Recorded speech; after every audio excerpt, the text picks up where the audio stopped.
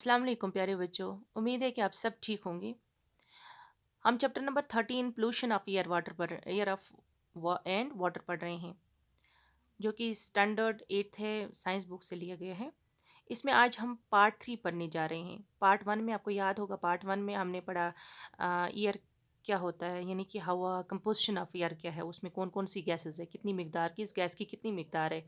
उसके बाद हमने पढ़ा पोल्यूशन ऑफ एयर कैसे होता है, what are the different pollutants that pollute the air, that contaminate the air। तो उसके लिए हमने एक केस स्टडी भी किया है किस तरह से होता है और क्या अगर ज़्यादा होगा तो ताजमहल की जो केस स्टडी है वो हमने उसमें पढ़ा। तो आज हम पढ़ने जा रहे हैं, जो आज के हमारे टॉपिक्स हैं वो है green house effects of global warming and prevention of air pollution. So let's move to first green house effect. जो ग्रीन हाउस इफेक्ट है, आपको पता है कि जो सन रेज हैं when it enter the earth's atmosphere, यहाँ से आप देख सकते हैं कि जो ही ये एंटर होती हैं अर्थ्स एटमॉस्फेयर में, some of the radiations get reflected back into the space while some of it trapped inside the earth's atmosphere. आपको पता है कि यहाँ से आधी एब्जॉर्व हो गई तो अर्थ पे आ गई, आधी वापस हो गई, यानी कि आधी रिफ्लेक्ट हो गई, वापस हो गई। तो इन्हीं में से जो रिफ्लेक्ट हो गई, इनमें से आधी जो रिफ्लेक्ट हो रही हैं, इनमें से आधी ट्रैप हो गई एटमॉस्फेयर में। ये किससे पॉसिबल है? ट्रैप कौन करता है इनको? इनको एक ये तभी पॉसिबल है कि जो हमारे एटमॉस्फेयर में ग्रीन हाउस गैसेस हैं which can trap the heat of the sun. जो सन की जो हीट है, जो इंफ्रारेड रेज हैं, तो उनको आधी एब्जॉर्व हो गई, पहुंच गई अर्थ एटमॉस्फेयर में, आधी जो रह गई यानी कि अर्थ पे बराबर पहुंच गई, लेकिन आधी वापस गई। तो इनमें से जो आधी वापस गई, इनको ट्रैप किया गया। ये तभी ट्रैप तभी पॉसिबल है, तभी इनको वहाँ पे ये तभी रुक सकती हैं, पकड़ सकती हैं, जब वहाँ पे ग्रीन हाउस गैसेस होंगे। तो ये जो ग्रीन हाउस गैसेस हैं, उनमें से फॉर एग्जांपल कौन कौन सा ग्रीन हाउस गैस है? कार्बन डाइऑक्साइड है, इनमें ग्रीन हाउस एक गैस है, मीथेन है, नाइट्रस ऑक्साइड है, एंड वाटर वेपर है। इन्हीं की बदौलत आधी रेडिशंस को ट्रैप होती है, जिनसे हमारा जो एटमॉस्फेयर है, जो हमारी अर्थ जो है, ये गर्म रहती है। अब ये जो सारा ये जो फिनोमेना है, इसी को हम बोलते हैं ग्रीन हाउस इफेक्ट। यानी कि जो ये जब रेडिशनेस आती है, जब सन से रेडिशनेस आती है अर्थ पे, तो जब अर्थ पे पहुंच जाती है तो आधी रेडिशनेस वापस जाती हैं, स्पेस में वापस जाती हैं, लेकिन इनमें से आधी ट्रैप हो जाती हैं inside the earth's atmosphere. So this is possible because of certain greenhouse gases in the atmosphere, which can trap the heat of the earth. For example, carbon dioxide, methane, nitrous oxide, and water vapor can trap the sun's radiations inside the earth. This phenomena is called a greenhouse effect. अब इससे क्या होता है? Due to this greenhouse effect, the earth has a stable temperature that can support the existence of life on it. The greenhouse effect provides the required warmth to the earth. अगर ये नहीं trap करेंगे, अगर ये green house gases नहीं होती तो life impossible होती है अर्थ पे। इन्हीं की वजह से, इन ग्रीन हाउस गैसेस की वजह से हमारा जो टेम्परेचर है अर्थ पे वो एजुकेट है, वो बराबर है। इसी से लाइफ पॉसिबल है अर्थ पे। अगर ये नहीं होगा, अगर ग्रीन हाउस इफेक्ट नहीं होगा, अगर ग्रीन हाउस गैसेस नहीं होते, तो लाइफ इम्पॉसिबल होती अर्थ पे। तो इससे क्या होता है? अगर इनमें से, इन ग्रीन हाउस गैसेस में से, फॉर एग्जांपल इनमें कार्बन डाइऑक्साइड एक गैस है, मैन गैस है, अगर इसमें से किसी तरह का एक्सेस हो, किसी तरह का इजाफा हो in the atmosphere, the greenhouse effect is becoming a serious trouble for the earth। तो इससे हमारा जो ग्रीन हाउस इफेक्ट जो है उसको एक ये बहुत बड़ा असर पड़ सकता है, जिससे जो हमारी ज़मीन जो है, जो हमारी जो अर्थ है, इसमें राइज ऑफ टेम्परेचर हो सकता है। जो आपको पता है कि जब राइज ऑफ टेम्परेचर होता है, rise in Earth's average temperature caused by human activities is called the global warming.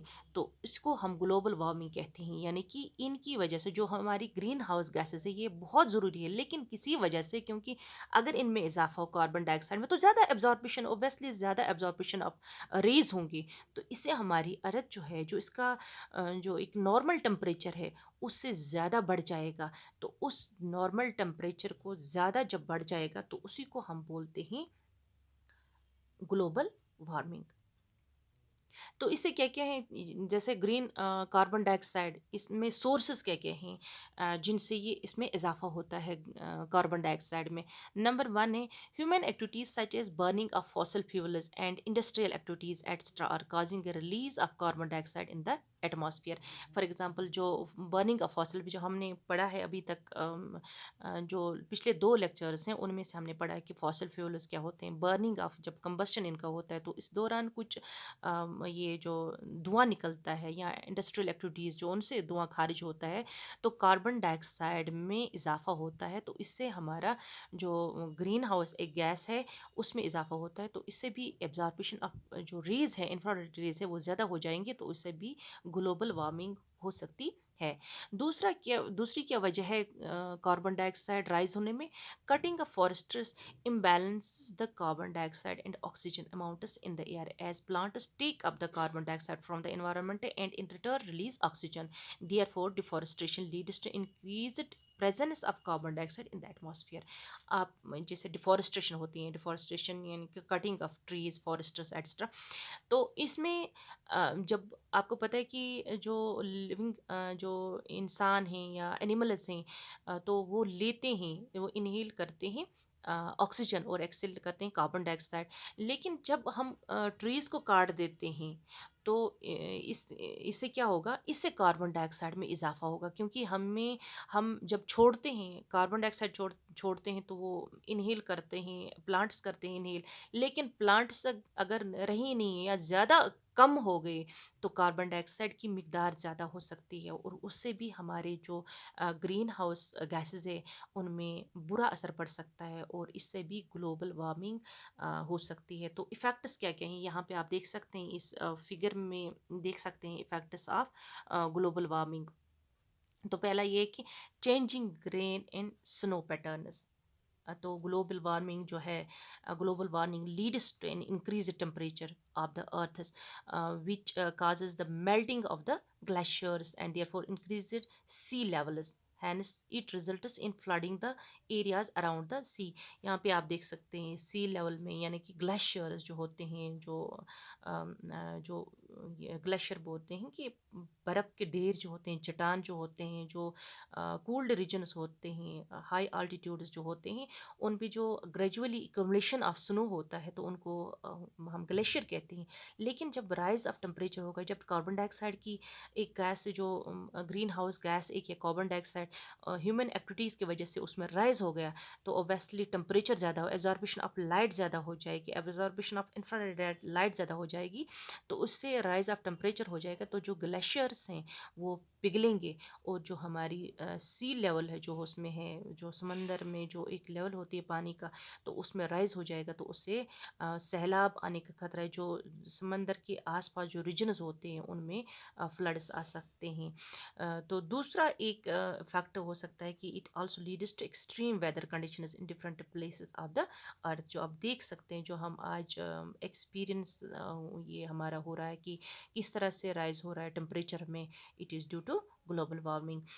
तीसरा एक वजह है कि एक्सटिंक्शन ऑफ स्पीशीज और loss of habitants in occurring is occurring due to global warming as the animals are not able to adapt to the changing climatic conditions of the earth। तो जैसे for example यहाँ पे देख सकते हैं ये migration changes in animals, migration and life cycles. तो ये क्यों माइग्रेशन करते हैं? क्योंकि इनका जहाँ पे एनिमल्स को जहाँ पे जैसे विंटर, ऐसे एनिमल्स कुछ होते हैं जो ज़्यादा सर्दी नहीं झेलते हैं, तो वो सर्दियों में किसी और मकाम पे जाते हैं, तो वहाँ पे जो उनका ये जो उनका रहन सहन होता है, तो उनका जो नॉर्मल टेम्परेचर होता है वो वहाँ पे वो अडाप्ट कर लेते हैं और ले लेते हैं। लेकिन जब ऐसा नहीं होगा, जब वहाँ पे ऐसा टेम्परेचर ही नहीं होगा, तो उनकी जो नस्ल होगी उस पे खतरा हो सकता है, और आहिस्ता आहिस्ता से इसमें एक्सटेंशन हो जाए, इसमें खतरा, ये जो स्पेशीज़ है जो अल्लाह ताला ने रखी है इस कायनात को बैलेंस करने के लिए, बैलेंस रखने के लिए, सारी चीज़ें जो हैं यहाँ पे जो अल्लाह ताला ने कुदरती नेचुरल थिंग्स जो है एक बैलेंस रखा है कायनात में। लेकिन अगर उनमें किसी तरीका का कमी हो जाएगी तो ओबियसली हमारी जो अर्थ है इस पे, हमारी जो कायनात है पूरी, उस पे गड़बड़ हो जाएगी, उसमें खतरा लाहक हो सकता है। तो ये कुछ वजूहात हैं जो ग्लोबल वार्मिंग से, जो ये वजूहात हैं, क्या ये फैक्टर्स हैं जो हम ग्लोबल वार्मिंग से हो सकती हैं। तो उसके बाद है कि प्रिवेंशन ऑफ एयर पोल्यूशन, किस तरह से हम अपने एयर को पोल्यूट होने से बचा सकते हैं, किस तरह से हम अपने एयर को कंटमिनेट होने से बचा सकते हैं। इसके कुछ प्रिवेंटिव मेजर्स हैं। नंबर वन है यहाँ पे switching to cleaner fuels like CNG and LPG can lead to decrease air pollution. आपको पता है कि हमने पढ़ा कि कोल जब जलाते हैं या जो डीजल वगैरह जो है ये भी पेट्रोल से निकलती हैं, ये भी जब रिफाइनरी में जाते हैं, लेकिन इनका जो ये जो क्लीन फ्यूल माना जाता है वो है सीएनजी, कंप्रेस्ड नेचुरल गैस है। या हम घरों में इस्तेमाल करते, पहले लकड़ियाँ करते थे इस्तेमाल, तो उनसे ज़्यादा धुआं खारिज हो जाता था। तो इसके बावजूद हम एलपीजी, लिक्विफाइड पेट्रोलियम गैस कर सकते हैं इस्तेमाल, क्योंकि इनसे जो स्मोक है वो एयर में नहीं जा सकता है, और इससे जो खारिज होने वाला धुआं वो नहीं होता है, तो इससे हमारा एयर जो है वो पोल्यूट होने से बच सकता है। नंबर टू प्रिवेंटिव मेजर क्या है, generating awareness among people about air pollution and it is harmful factors will encourage them to participate in preventing. तो लोगों को हमें अवेयर करना, लोगों को हमें बाखबर करना है कि किस तरह से हमारा एयर पोल्यूट हो रहा है, किन चीज़ों से हमारा एयर पोल्यूट हो रहा है, तो इससे क्या क्या खतरे हो सकते हैं, हमारी लिविंग या नॉन लिविंग थिंग्स पे किस तरह के मुज़र असरात हो सकते हैं। तो इस तरह से हम लोगों को अवेयर खबर कर सकते हैं, तो इस तरह से भी ये भी एक प्रिवेंटिव मेजर बन सकता है। Number three is increasing the usages of solar energy, wind energy and hydro power. ये भी एक बचाव है हमारी एयर को पोल्यूट होने से, कि हम सोलर एनर्जी को काम पे लाए, इसको यानी कि कन्वर्ट हम सोलर ये लाइट को कर सकते हैं सोलर एनर्जी में। तो विंड एनर्जी को हम ये कर सकते हैं इस्तेमाल में लाएं, या हाइड्रो पावर यानी कि पानी से जो हमारी जो बिजली बनती है उसका इस्तेमाल कर सकते हैं। Number four is planting more and more trees around cities in rural areas. In India, celebrate one Mahotsav in July every year, where people come together and plant trees on a large scale. हमें ये हर जगह अपने school में बच्चों को ये awareness देनी है कि अपने घरों में भी ये, कि हमें ये प्लांट्स को ज़्यादा से ज़्यादा इम्प्लांट करनी चाहिए, ताकि जो हमारा जो माहौल है, जो हमारा इर्द गिर्द का माहौल है, जो हमारा सराउंडिंग्स है, इससे क्लीन एयर ज़्यादा से ज़्यादा हमें मिले। तो इससे भी हवा साफ, जो हमारे ट्रीज़ हैं ये हमारे हवा को साफ करने में एक अहम रोल अदा करते हैं। Number fifth is instead of burning dry leaves and organic and other organic materials, they should be dumped into compost. आपको पता है कि जो ड्राई लीव्स हम जलाते हैं उनसे काफ़ी सारा धुआं खारिज होता है जो एयर में जाता है, जो हमारे एयर को पोल्यूट करता है। तो इनको हम कंपोस्ट कर सकते हैं, यानी कि हम इनको एक घड़ा खोद सकते हैं, उसमें डाल सकते हैं, ताकि वो सड़ जाए, तो हमारे लिए एक फर्टिलाइज़र का काम कर सकते हैं। Number six is using gas stoves instead of burning coal और वुड टू कुक फूड।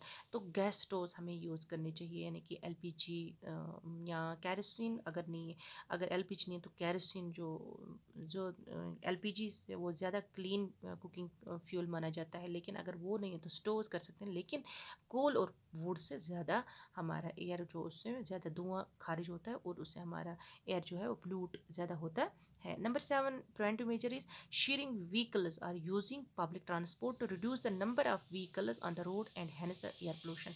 तो आपको पता है कि जो व्हीकल्स हैं, जैसे शेयरिंग व्हीकल्स हो गए, हमें पब्लिक ट्रांसपोर्ट का ज़्यादा से ज़्यादा इस्तेमाल करना चाहिए, क्योंकि अगर हम पर्सनल गाड़ी हर एक रखेंगे तो ज़्यादा ट्रैफिक हो जाएगा, और ज़्यादा ट्रैफिक मतलब हो गया कि उनसे ज़्यादा धुआं निकलेगा, और हमारा एयर इस तरह से पोल्यूट हो सकता है। लेकिन हमें इस पे भी हमें लोगों को या अपने आप को पहले तैयार करना है कि अगर हम साइकिलिंग का ज़्यादा इस्तेमाल करें तो साइकिल एक हमारे जिस्म को के लिए बहुत ये फ़ायदेमंद है।